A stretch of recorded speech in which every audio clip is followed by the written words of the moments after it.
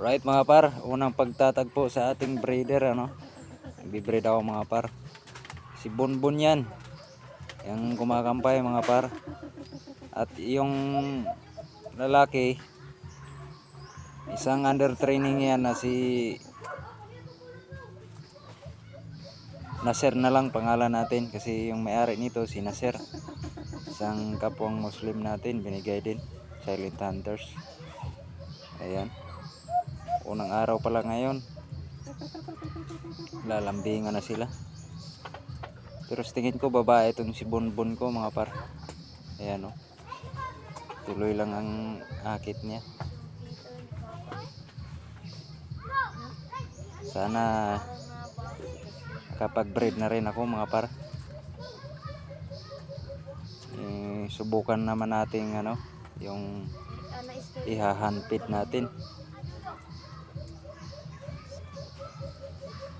Parang sa tingin ko nga babae itong si ano, si Bonbon. Isang sunsun yan. Isa beses ko lang to nadala mga par kasi talagang ano, ang liit ng hunin niya. Pagdating sa gubat ano, ang hina.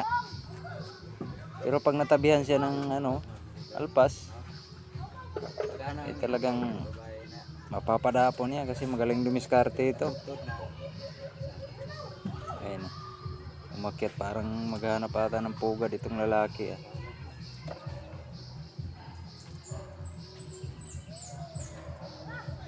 Pa-comment nga sa inyo mga par kung alin yung ano dito, lalaki. Kasi totoo lang, isang taon na ako nangahunt, di ko pa sure talaga kung alin talaga yung lalaki or babae. Pagkakaalam ko, medyo maputla ang kulay ng ano no, lalaki. Hindi kagaya sa babae na talagang ano,